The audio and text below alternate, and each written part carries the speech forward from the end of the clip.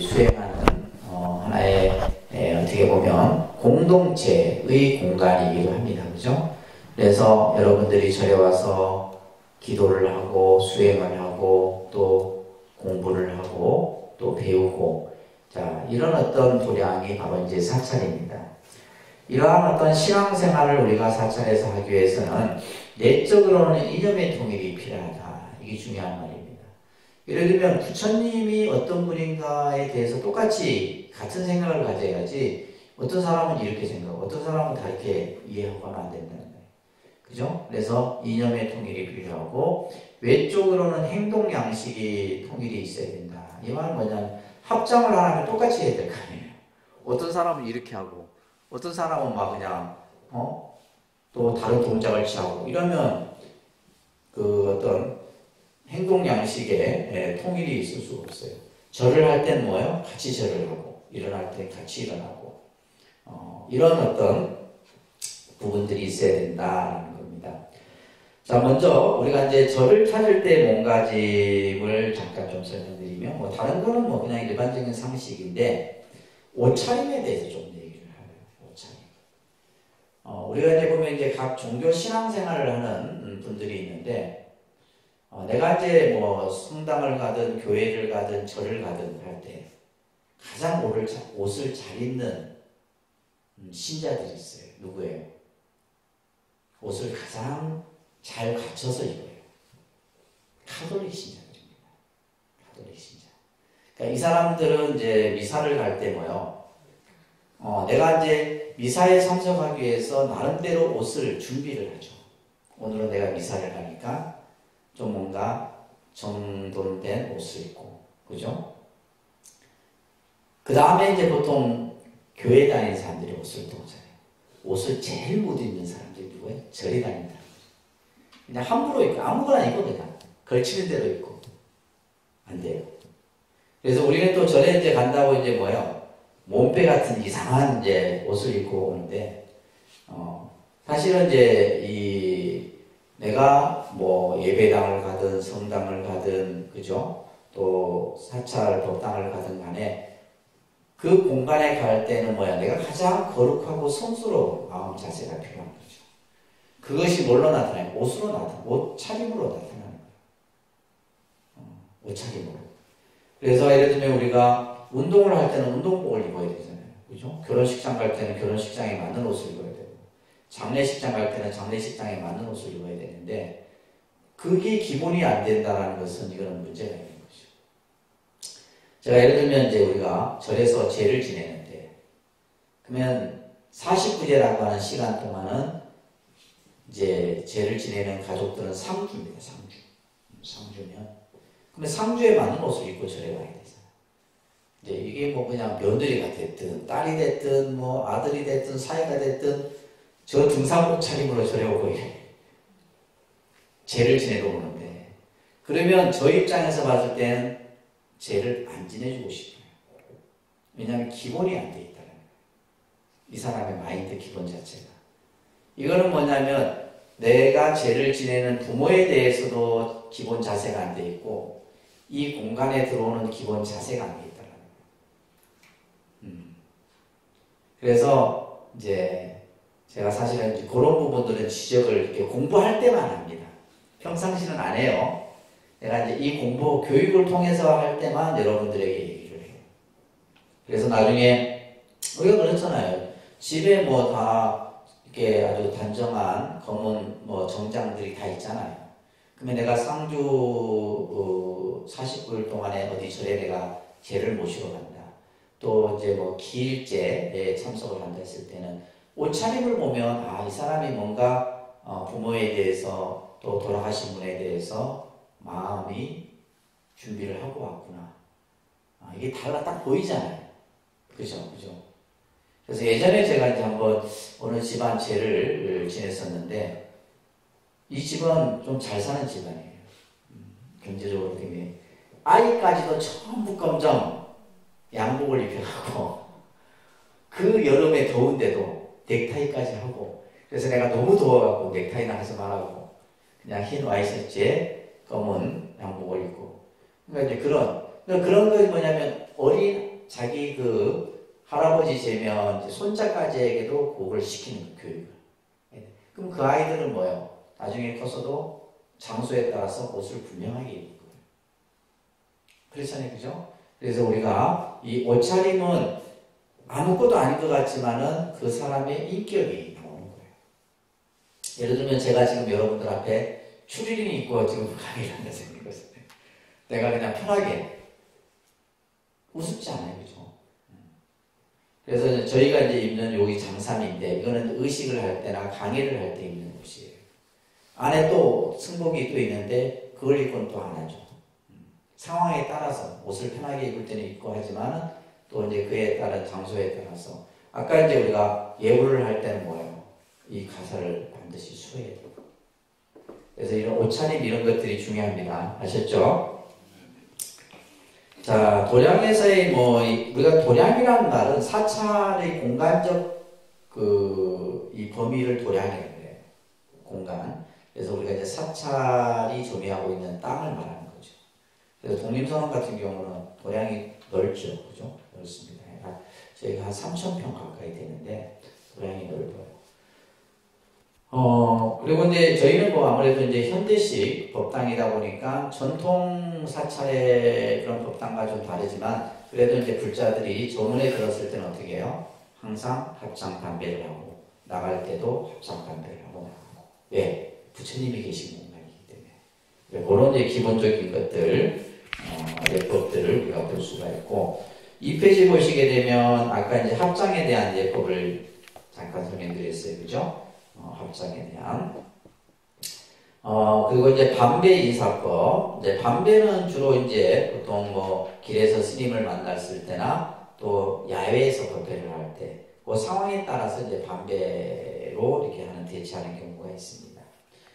우리가 이제 예는 여러 가지 형태의 예가 있는데, 입으로 하는 인사가 있고, 그죠? 무릎을 굽혔지만 머리가 땅에 닿지 않는 것. 이제 주로 이제 예를 들면 이제 기독교의 예배 기도가 이제 무릎은 꿇는데 머리는 땅에 닿지 않아요. 근데 이슬람 교도들은 뭐예요? 무릎을 땅에 닿고 이마를 땅에 닿습니다. 이슬람 교도들은. 그래서 요 종교마다 조금 그 종교의 어떤 교주에 대해서 표하는 예법이 좀 나와요. 그러니까 우리가 하는 것은 이마가 땅에 닿는 예법이에요. 그러니까 최상의 예법이라고 해요. 왜 최상의 예법이냐면 내가 내게 있어서 신체에서 가장 귀하고 존귀한 곳이 어디? 이마예요. 머리예요. 그래서 여러분들 머리 치면 기분 나쁘잖아. 누가 머리 때리면. 특히 이마 때리면 되게 기분 나빠요. 그러니까 이마가 가장 나에게 어떻게 보면 존귀한 곳이에요. 그 존귀한 곳을 땅에 닿는다는 것은 뭐예요? 나 자신을 완전히 버린다는 뜻이에요. 이것은 뭐예요? 상대에 대한 최상의 예를 말하는 거예요. 그것을 우리는 정례라고 합니다. 그러니까 정례. 이마 정자를 써서 이마의 땅을 다 예를 하는 정례 예법이 있습니다. 그 다음에 접종례가 있죠. 접종례. 개수례라고도 하는데, 아까 우리 절할 때 이거 뭐예요? 손을, 그죠? 머리, 귀 가까이 이렇게 받들어 올리는 거. 이게 접종례의 예법입니다. 그 다음에 이제 정례불족이라 해서 부처님 발 아래 머리를 숙여 절하는 이런 예법들이 있습니다. 그러니까 부처님 당시 때는 항상 부처님 발 아래 예를 갖췄다 그래요. 경전에 그렇게 설해집니다. 성시오람이라고 하는 책에 보면 우리가 보통 이제 육아에서는 절을 2번 하는데 그 2번 하는 의미가 음양을 의미한다. 그러나 불가에서는 절을 3번 하죠. 그죠? 3번 하는 이유는 뭐냐? 삼업을 청정히 하고 내가 지은 삼업을 참여하고 또한 불법성 삼보에게 귀하고 공경한다라는 의미를 가지고 있어요. 그래서 기본적으로 이제 3배를 합니다. 그죠? 자, 아까 우리 이제 절을 했는데 이 절을 다른 말로는 오체투지라고 해요. 그러니까 오체투지. 네, 오체투지. 5 신체가 땅에 닿는다. 첫째 이마, 2 팔꿈치, 2 무릎. 그래서 이 오체투지는 최상의 예법이에요. 실제 우리가 이제 이 절이라고 하는 것은 하나의 수행입니다. 절에서 우리가 이제 이 절을 많이 하잖아요. 그죠? 절이라고 하는 것은 하나의 수행인데 이 수행은 어떤 수행이냐면 하심 수행을 하기 위한 수행이에요. 그러면 하심 수행. 하심이라는 것은 나를 낮추는 겁니다. 교만하고 우리가 이 말하는 스스로의 자존심 뭐 이런 것들을 스스로 낮추는 수행이 바로 하심 수행이에요. 그래서 불교 공부는 하심 공부라고 합니다. 불교 공부는 무슨 공부? 하심 공부. 그래서 자기 자신을 낮추었을 때 그 사람은 존경받을 수가 있어요. 그러니까 우리가 예를 들면 내가 잘났다. 우리가 요즘 얘기죠. 잘난 체 하는 사람 제일 꼴보기 싫잖아요. 그죠? 근데 겸손하고 자기를 낮추는. 예를 들면 겸손하고 자기 자신을 낮춘 사람에게는 내가 더 낮춰져요. 내가 그 상대를 더 받들게 돼요. 근데 그 도리를 잘 몰라요. 왜냐면 우리는 막 나를 막 내세우려고 하는 이런 것들이 우리가 뭐 흔히 이제 자기 PR 시대라고 요즘 현대사회를 얘기하지만은 불교는 뭐요? 항상 겸손과 자기 자신을 낮추는 수행이 바로 절이에요. 아시겠죠? 그래서 육조해능대사가 절이라 본래 교만하고 거만함을 걷는데 어찌 머리가 땅에 닿지 않느냐. 나라는 것을 내세우면 죄가 생기고 이 죄는 허물이에요. 자기를 자꾸 드러내면 그 허물만 드러날 뿐이에요. 그러나 제 공로를 잊으면 제 공로를 잊는다는 것은 뭐예요? 내가 어떠한 잘한 일이 있어도 그것을 드러내지 아니하면 그 복이 한량이 없다. 이 말씀을 육조스님께서 하고 계십니다. 이런 것들은 잘 기억하셔야 되겠죠. 그죠? 특히 이제 우리가 법당을 불전이라고도 하는데, 뭐 다른 것은 조금 뭐 이렇게 두더라도 다른 사람이 이제 절을 하고 있는데 절하는 앞을 지나가는 것은 여러분들이 조금 주의하셔야 돼요. 그러면 기다렸다 지나간다든지 뒤로 지나간다든지 이런 것들은 기본 에티켓입니다. 그죠? 상식이에요. 그리고 이제 우리가 이제 절에서 많이 쓰여지는 그 용어 중에 하나가 지금 공양이라고 하는 용어예요. 공양. 실제 이 공양이라고 하는 것은 공덕의 자양분을 키우는 의미에서 공양이라고 해요. 다시 말해서 부처님 전에 올리는 것도 공양이고 우리가 밥을 먹는 것도 절에서는 뭐라 그래요? 공양이라 그래요. 그래서 스님들이 맨날 여러분들에게 공양하셨습니까? 공양하십시오. 밥 먹으라는 소리가 아니에요. 공덕을 지으십시오. 공덕을 지으셨습니까? 오늘 또 공덕을 받으셨습니까? 이렇게 묻는 거예요. 왜 이 공양이 그런 의미냐 하면 자 우리가 이제 이 절이라고 하는 것은 여러 가지 물건들이 있어요. 그것을 이제 보통 상주물이라고 합니다. 그러니까 상주물. 절에 있는 물건들이 상주물이에요. 절에 있는 물건들이 굉장히 많죠. 근데 이 상주물은 뭐에 의해서 만들어집니까? 그죠? 여러분들의 시주에 의해서 만들어지는 거예요. 우리가 지금 쓰고 있는 전기도 이거 상주물이에요. 물 한 잔도 상주.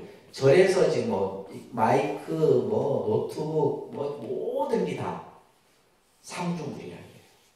그러니까 이 상주물은 시주에 의해서 만들어지는 거예요. 그러면 이 시주에 뭐가 깃들어 있는 거예요? 공덕이 깃들어 있는 거예요. 여러분들이 쌀을 올리고 향을 올리고 또 물을 부처님 전에 올리고 이런 것들이 전부 뭐예요? 그 공덕이 다 깃들어 있는 거예요. 근데 그 공덕을 이 시주에 그러한 공덕이 담겨 있는 공양이나 또 이런 것들을 잘 받아서 이거는 뭐예요? 나에게도 공덕이 되고 시주에게도 공덕이 되는 거예요. 제가 이제 어떤 좀 습관이 있냐면 신도들이 뭘 해준다면 저는 거의 노를 많이 했어요. 스님 뭐 해드릴까요? 아니 괜찮아요. 스님 뭐 건강 뭐 이렇게 뭐 홍삼 해드릴까요? 아니 괜찮아요. 근데 이게 좋은 게 아니다라고 누구한테 지적을 받았어요. 왜냐 이 사람은 내한테 뭐 하고 싶은 거예요. 시주를 해서 본인이 공덕을 받고 싶은데 그걸 내가 뭐 한 거야? 차단한 거야. 차단. 본인은 좋은 마음으로 스님께 뭘 해드리고 싶은데 스님은 노 해버린 거예요. 상처받아요, 안 받아요? 상처받아요. 하도 내가 이제 제가 올해 스님 된 지 36년인데, 30년 이상을 그랬더니, 이제는 해준다는 사람이 아무도 없어. 그러니까 실제 그래갖고 이제 요즘에는, 그렇다고 예를 들면, 불필요한 것을 자꾸 내가 쌓은 것도 이것도 내게는 안 맞는 거죠. 안 맞는 거. 그래서, 얼마 전에는 어느 보살님이 이 가사를 스님에게 꼭 해드리고 싶다는 거예요. 아니, 난 가사가 있는데. 그래서 한 3번을 거절했어요. 근데 계속 또 이제 스님께 가사를 이걸 해드리고 싶다는 거예요. 그래서 내가, 그냥, 그러면 가사를 제가 시주를 받겠습니다. 해갖고 이제 받았는데, 이제 그런 경우들이 있어요. 그래서 이 공양이라고 하는 의미, 그래서 우리가 절에서, 여러분들이 절에서 밥을 먹잖아요. 공양을 한다는 거예요. 그러면 이거 뭐예요? 내가 그 공양을 함으로써 나는 뭐가 되는 거예요? 공덕이 쌓이는 거고. 시주한 사람도 뭐예요? 공덕이 쌓이는 거예요. 이 개념입니다. 아셨죠? 그래서 우리가 이제 절에서 공양이라는 말을 보편적으로 쓰고 있어요.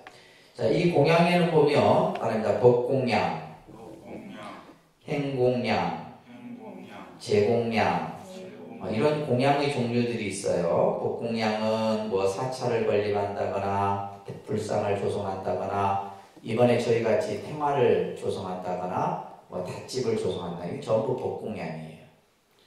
그리고 행공양은 뭐냐면, 이것은 수행공양이라고도 합니다. 예를 들면, 절에 이제, 지금 저희 독립선언은, 봉사하시는 분들이 많습니다. 그래서 요일마다 와서 청소하시고, 도량을 관리하시고, 이렇게 해서 이 도량이 지금 관리가 되는 거예요. 그래서 이런 것을 뭐라 그래요? 행공양이라. 무슨 공양? 행공양. 그러니까 요즘 말로 하면 이제 자원봉사죠. 그죠? 자원봉사를 통해 갖고 자기의 공덕을 짓고 하는 분들이 많습니다. 그 다음에 이제 우리가 제공양이라고 하는데, 예를 들면 음식이나 꽃이나 과일이나 이런 것들, 물질적인 것을 올리는 것을 제공양이라고 합니다. 자, 이러한 공양을 올릴 때, 자, 중요한 말이 있어요. 따릅니다. 삼륜이 청정해야 된다. 삼륜이 청정해야지만 그 공양의 공덕이 수승하다. 이런 말이 있는데, 삼륜이 뭐냐면, 공양을 하는 사람, 공양을 받는 사람, 공양하는 물건, 이 3가지를 말해요. 이해되십니까? 이 3가지가 청정해요. 예전에 어떤 식이 있었냐면, 게임을 해갖고, 그러니까 예를 들면, 이제 좀 가끔씩 뉴스에 나오잖아요. 돈을 엄청 이제 막 이렇게 정당하지 못한 방법으로 돈을 버는 사람이 이 돈을 스님한테 시주를 한 거예요. 나중에는 뭐요? 경찰이 결국은 뭐요? 이제 스님까지도 법의 재판을 받을 정도로, 그러니까 이 돈이 뭐예요? 청정한 돈이에요? 청정하지 못한 돈이에요? 청정하지 못한 돈이에요. 그래서 이런 경우, 이런 이제 어떤 공양은 이제 그 공덕이 원만하지 못하게 되는 거죠. 그리고 그 밑에 보면 사사공양이라고 하는데, 이것은 부처님 당시에 행해졌던 공양이에요. 따라합니다. 방사, 의복, 음식, 탕약. 그래서 지금 보면 이제 우리가 이 방사는 뭐냐면, 예전에는 70년대, 80년대까지면 절에 가면 객실이 있었어요. 객방이. 그래서 스님들이 전국 어디에 가더라도 그 절에 가서 머물 수 있는 방이 있었는데, 요즘에는 그게 없어졌죠. 왜 없어졌겠어요? 교통이 편리해졌잖아요. 하루, 모든 서울에서 부산까지도 하루 생활권이 되다시피 하니까 절에 이런 데 방사가 이런 것들이 없어졌어요. 그래서 부처님 당시 때도 이제 이런 방사에 대한 공양이 있었고, 의복. 그러니까 이제 이런 가사를 한다거나 이런 법복을 이렇게 하는 거. 이건 이게 의복 공양이에요. 그 다음에 음식이에요, 음식. 이 음식이 이제, 지금은 우리나라는 보면 사찰 안에 공양하는 공간이 있어서 거기서 음식을 만들고 하지만은 부처님 당시 때는 그런 공간이 없어요. 전부 뭐예요? 우리가 여러분들 탁발이라고 하는 거죠. 탁발. 탁발을 통해서 음식을 수용해요. 그래서 이제 이러한 음식 공양들 있고 탕약 이런 공양들도 있고 요즘 현대에 와서 이제 많이 하는 공양이 육복 공양입니다. 그런데 육복 공양 이런 말 많이 들으셨죠, 그죠? 육복 공양이라 해서 향 공양, 등 공양, 꽃 공양, 과일 공양, 차 공양, 미 공양 이런 6가지 공양. 이거 상식이에요. 그러니까 지금 이거 하는 거 뭐 난해하고 막 뭐 깊고 이런 개념이 아니라 상식을 모르면 어떻게 돼요? 무식한 거지. 그러니까 여러분들이 기본적인 상식의 틀에서 이해를 하시면 됩니다. 자, 그리고 이제 우리가 불자로서 절에 다니면서 이제 법회라는 자리에 이제 참석을 이제 하셔야 되는데, 사실 이 법회가 이제 사실 지금의 우리가 살고 있는 현대 사회는 맞지 않습니다. 우리가 이제 절의 법회는 대부분 뭘 기준으로 하고 있어요? 음력을 기준으로 하고 있어요. 음력. 그래서 지금 우리가 예를 들면 주 5일 근무하고 요즘에 앞으로 이제 주 4일 근무, 그죠? 했을 때 처음에 주 5일제로 했을 때 이 사회적 어떤 뭐랄까 변화라고 할까 엄청 컸죠. 엄청 컸었습니다. 지금이야 이제 뭐 주 5일제니까 뭐 그냥 하는데 앞으로 주 4일제 되고 주 3일제 되면 어떻게 되겠어요? 그러니까 그건 그만큼 이제 뭐냐면 여가 생활이 이제 늘어나는 거죠. 여가 생활이 늘어나고 뭔가 이제 서구 유럽 사회처럼 이제 어떤 자기 취미 활동이라든지 이런 것들이 늘어나게 돼요. 근데 우리는 아직도 절은 뭐예요? 음력에 의존하고 있어요. 그러다 보니까 시대를 따라가요, 못 따라가요? 못 따라갑니다. 요즘에 뭐 음력 법회할 때 절에 잘 안 와요. 왜? 다 직장생활. 다 여러분들처럼 직장에 나가는데 누가 평일날 절에 오겠어요?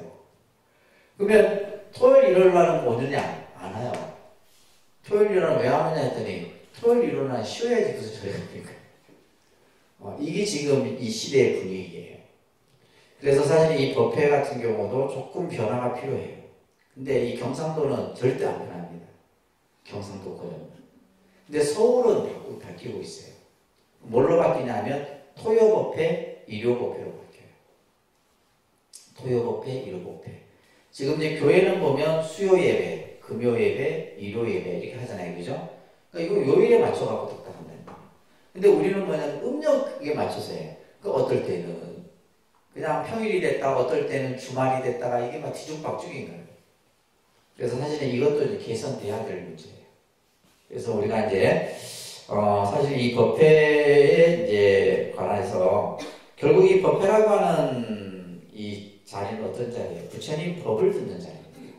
부처님 법을 듣는 자리고 그렇기 때문에 이제 여러분들이 참석을 꼭 하셔야 되는 날이기도 합니다. 그죠? 자, 그 다음에 이제 5페이지 맨 밑에 보시게 되면 경을 대하는 법이라고 설명이 되어 있는데 우리 이제 보통 이제 기독교는 성경이라는 책을 가지고 다니면서 신앙생활을 하죠. 그러면 여러분들은 절에 다니면서 이제 저희 독립선언에서 이렇게 나눠드린 이런 이제 신행집 이런 것들이 이제 말 그대로 경이죠. 여기에는 금강경도 있고 아미타경도 있고 부처님 말씀도 있고 내가 기도할 때 사용할 수 있는 그런 내용도 있고 다양하게 있어요. 근데 우리는 이걸 활용을 못해요. 활용을 못해요. 안에 뭐 있는지도 모르고 이걸 이제 활용하는 법을 배우는 것도 이제 기본 과정에서 여러분들이 좀 할 겁니다. 그래서 이거는 제가 이제 이 신행집을 만들 때 그래도 우리가 성경책보다는 잘 만들어야 되지 않겠나. 그래서 이 고급스럽게 만든 거예요. 이렇게 고급스러운 신행집이 있는 절이 별로 없습니다. 그래서 제가 그래도 성경책 정도는 만들어야 되지 않겠나 해서 만드는 거예요. 그래서 여러분들이 절에 다닐 때 항상 가지고 다니세요. 꼭요. 아셨죠? 네. 그래서 저희가 이제 사실 비치를 잘 안 해드립니다. 그건 왜 그러냐면 갖고 다니시라는 거예요. 어떤 분은 무겁대. 네, 무거워서 못 갖고 다니겠대. 그래서 내가 당신 업이 더 무겁소. 내가. 가방에 보면 조금 쌀데가 없는 걸 한 걸 갖고 다니면서 이걸 안 갖고 다니는 거라. 근데 예를 들면 우리가 교회 다니는 사람들 예배당 갈 때 어떻게 해요? 성경책 가지고 다니잖아. 그리고 또 하나, 이 사람들은 마지막 죽었을 때 자신의 영접 옆에 성경책을 준다는 거예요. 평생 자기가 읽고 지녔던. 근데 우리 불자들은 그런 불자가 없어요. 제가 항상 이제 이 강의할 때마다 우리 불자들도 내가 평생 이 책을 갖고 다니면서 기도하고 또 내가 마음을 다스리고 했던 이 부처님의 경전을 마지막 내 영접 사진 옆에 놓을 수 있도록 하세요. 아셨죠? 네. 알겠습니까? 네. 꼭 하셔야 돼요. 그래서 이거는 뭐예요? 던져서도 안 되고 밟고 지나가서도 안 되고 구겨서도 안 되고 낙서해서도 안 되고 이 책이 아셨죠? 네. 이 책은 항상 나의 손때만 묻어도 돼. 손때. 나의 손때만 묻도록 하고 잘 간수하셔야 됩니다. 자, 이렇게까지 정리를 하고, 자, 이어서 여러분들 7페이지. 자, 여러분들 인도 가보신 분 계세요? 인도. 안 가보셨어요? 인도라는 나라는 인도를 한 번 갔다 온 사람들은 또 가고 싶은 곳을 이제 인도로 얘기를 합니다. 우리가 생각할 때 인도는 굉장히 정말 우리나라도 그렇잖아요. 양극화 되어 있잖아요. 잘 사는 사람은 아주 잘 살고, 그죠? 지금은 중간이 없어요. 우리나라도 보면 중간이 없고, 또 어려운 사람들은 아예 좀 많이 어렵고. 근데 인도는 우리보다 더 합니다. 진짜 뭐 극과 극을 달리해요. 그 다음에 아주 이제 뭐 빈민가는 너무 아주 가난하고 힘들게 사는 사람들이 모여 살고, 또 잘 사는 데는 너무 잘 살고. 우리가 보통 인도가 인구가 그죠? 중국 다음으로 많습니다. 면적은 세계 7번째라 그래요. 그리고 인도는 여러 가지 이제 문화적 특성들이 있는데, 특히 이제 인도는 뭐요? 세계 나라 가운데 가장 신이 많은 나라가 인도입니다. 그래서 인도를 신들의 천국이다라고 얘기해요. 이 신. 그래서 뭐 시바 신, 신우 신, 비슈누 신, 뭐 브라만 신 등등 뭐 수많은 신들이 그들은 이제 숭배를 하죠. 그래서 인도인들은 이 신 중에서 브라만, 이 브라만이라고 하는 범천 신이라고 해요. 범천. 이 신이 창조신입니다. 이 신이 창조주예요. 그러니까 인도인들은 기독교처럼 뭐 하나님이 이 세상을 창조했다 이렇게 믿지 않아요. 인도인들이 믿는 신은 뭐예요? 브라만 신이에요. 그래서 인도는 힌두교라는 종교가 거의 한 80% 정도를 차지하는데, 그 힌두교에서 숭배하는 신이 바로 브라만, 비슈누, 그 다음에 시바 신 이런 신들이에요. 그래서 이제 힌두교 같은 경우는 불교적인 색채도 좀 있고 여러 가지 복합적으로 섞여 있는 종교 형태인데, 그 다음에 이제 인도가 이슬람이 좀 인도를 지배합니다. 역사적으로 보면 이슬람 교도들이 인도를 침략을 하게 되는데, 그래서 그 영향이 좀 남아 있어요. 이슬람 교도들이 좀 있고, 그 다음에 그리스도교가 좀 있고, 불교는 없어요. 그러니까 우리가 예를 들면 불교가 가장 왕성했던 나라가 인도인데, 오히려 뭐예요? 지금 불교는 어디예요? 동북아시아권의 불교가 커져 있죠. 중국, 그 다음에 우리나라, 그 다음에 일본. 중국은요, 여러분들, 지금 이제 중국은 뭐 이제 경제는 민주화되어 있지만은, 그죠? 그 사회 체제는 공산주의 체제죠. 그래서 중국은 뭐냐면 종교의 자유화가 있어요, 없어요? 그냥 봤을 때는 종교의 자유화가 있습니다. 근데 그 종교는 뭐냐? 자국의 종교예요. 그러니까 왜냐면 외부에서 들어간 종교는 전부 차단합니다. 그 정도로 엄격하게 통제를 해요. 그래서 저희 스님들이, 한국 스님들이 중국에 들어가려고 하면 서약서를 써요. 중국 내에서 절대로 선교 활동을 하지 않게 됩니다. 그리고 이 승복을 입고 여권 사진을 찍으면 비자가 안 나와요. 그러니까 외국의 성직자들은 철저하게 엄격하게.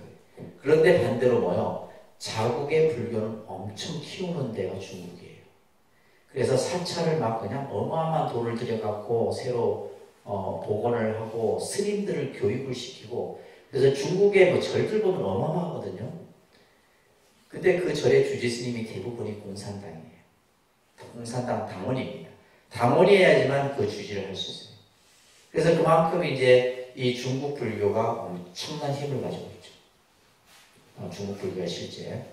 그리고 일본도 마찬가지. 일본이 이제 인구가 한 1억 2, 3천 정도 되는데 세계에서 가장 불교 신자가 많은 나라가 일본이에요. 우리나라랑 별로 관계가 안 좋지만 그죠? 일본입니다. 그래서 기록상에 보면 한 6천만 정도 된다고 그래요. 그러니까 일본 같은 경우는 이제 신도라고 하는 자신들의 그런 어떤 그 민족 신앙을 믿지만은 불교의 영향이 상당히 또 뿌리 깊게 내려져 있어요. 우리나라도 이제 뭐 불교 신자가 많지만, 그래서 실제 이제 불교가 동북아시아권, 그 다음에 동남아시아권, 그죠? 스리랑카, 미얀마, 베트남, 라오스 이런데 뭐 불교 국가들도 많고 하는데, 그러니까 인도 자체에는 불교가 없고 이게 이제 동남아시아, 동북아시아. 근데 지금은 이제 서구 유럽 쪽까지 이제 불교가 퍼지게 되는데, 근데 예, 이 인도 같은 경우는 이런 뜻이 이제 브라만, 그 힌두교, 이슬람교, 그 다음에 그리스도교. 또 인도는 이러한 브라만 신을 중심으로 해서 이제 신분 제도가 있습니다. 그죠? 근데 이 신분 제도는 헌법상에는 존재하지 않아요. 이것을 우리는 카스트 제도라고 합니다. 그러니까 카스트 제도. 카스트라는 신분 제도가 있어요. 그래서 신분을 4단계로 이렇게 나누는데, 제일 윗단계를 바라문, 그 다음에 크샤트리아, 바이샤, 수드라 이런 계급이 있어요. 나중에 이제 설명드릴 거예요. 그래서 이 신분 제도가 헌법상에는 지금은 이제 명문화되어 있지 않지만은 사회에 이런 어떤, 그래서 우리가 인도를 가면 가이드한테 제일 먼저 묻는 게 너 신분이 뭐냐 이렇게 물어요. 그러면 뭐 자기는 바라문 계급이래. 바라문은 뭐야? 최상위 계급이에요. 최상위. 그래서 이제 인도인들 중에 보면 이게 머리 뒤에다 꽁지머리 같은 걸 착 하는데 이 친구들이 보면 바라문 계급들이에요. 그래서 자기들끼리도 이제 예를 들면 나는 바라문이다, 나는 크샤트리아다, 나는 왕족 계급이다, 나는 뭐 수드라 계급이다, 평민이다, 뭐 이런. 근데 이제 인도에는 불가촉 천민이라고 하는 천민 중에서도 또 낮은 천민이 있는데, 이 불가촉 천민들이 불교를 믿어요. 왜 믿겠어요? 불교는 이 신분 제도를 인정하지 않는다. 부처님이, 그래서 부처님은 어떻게 보면 세계 그 역사상 우리가 흔히 말하는 큰 어떤 변화를 주도했던 인물 중에 하나가 바로 부처님이에요. 그 인도에 오랫동안 뿌리 박혀 있던 이 카스트 제도를 부처님은 인정하지 않았죠. 누구나가 다 평등하다.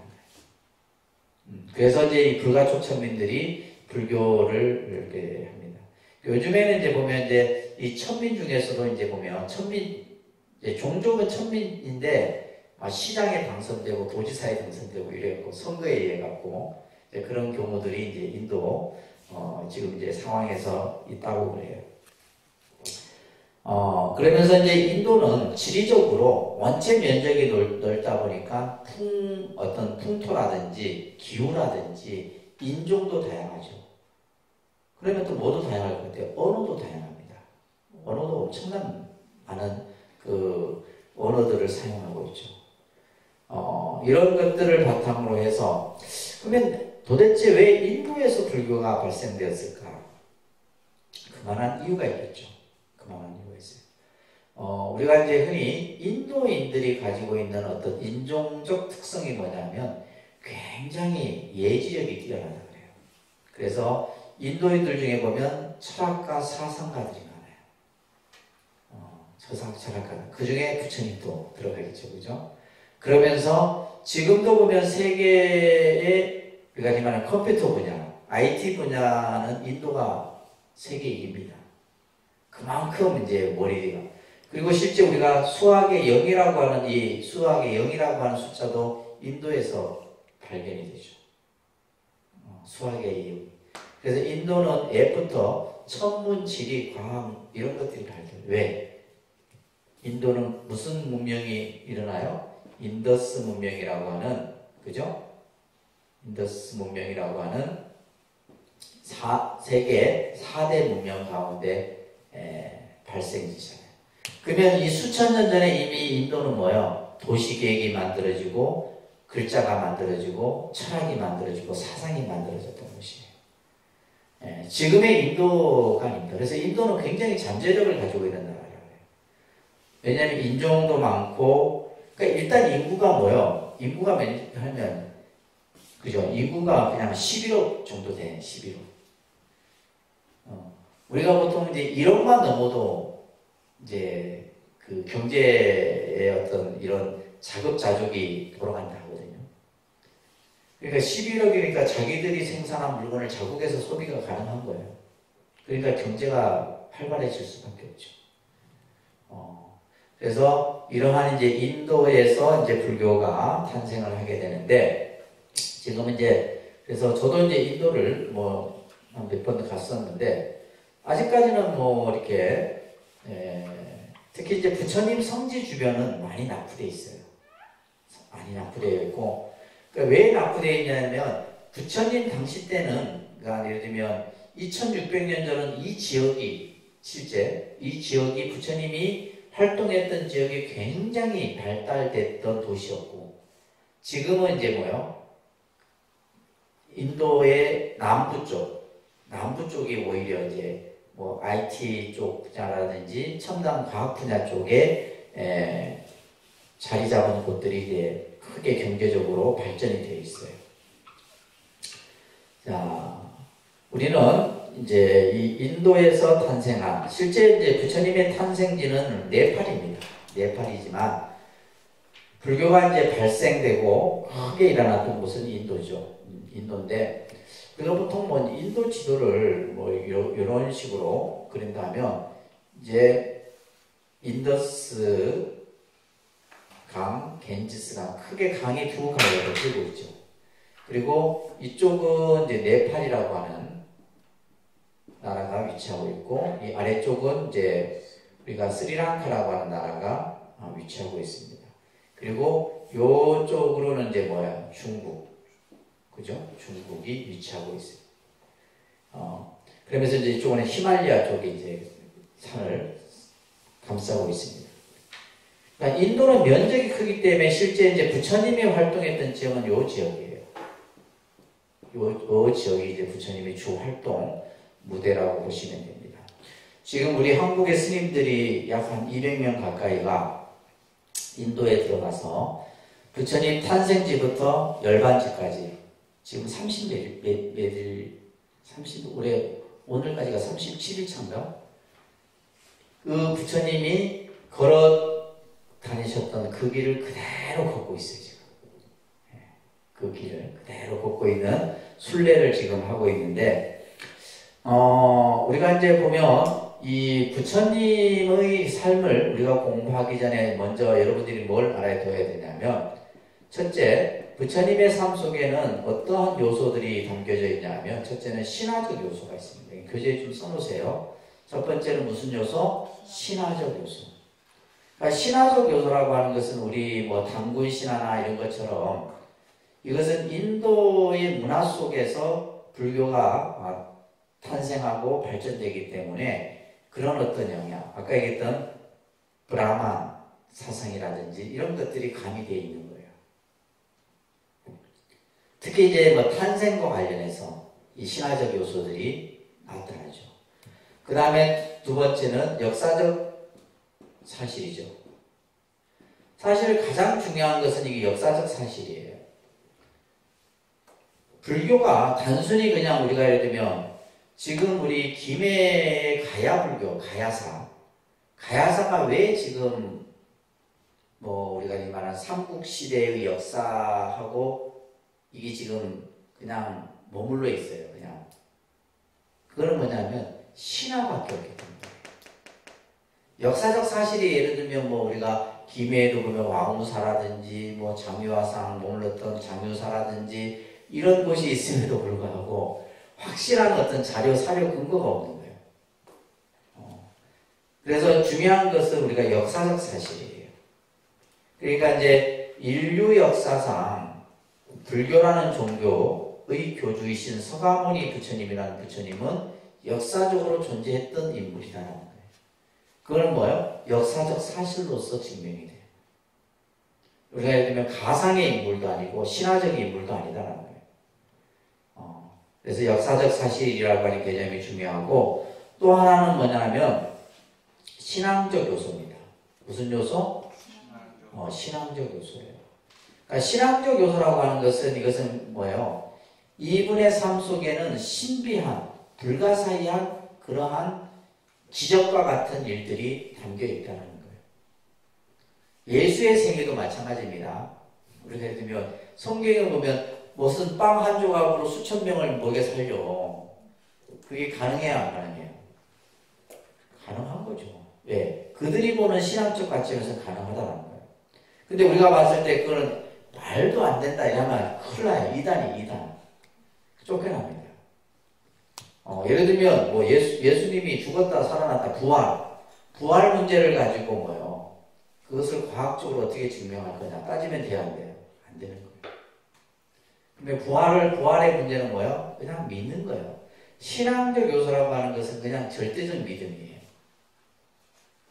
그러니까 이런 요소들이 뭐냐? 복합적으로 부처님의 생애 속에 담겨 있는 거예요.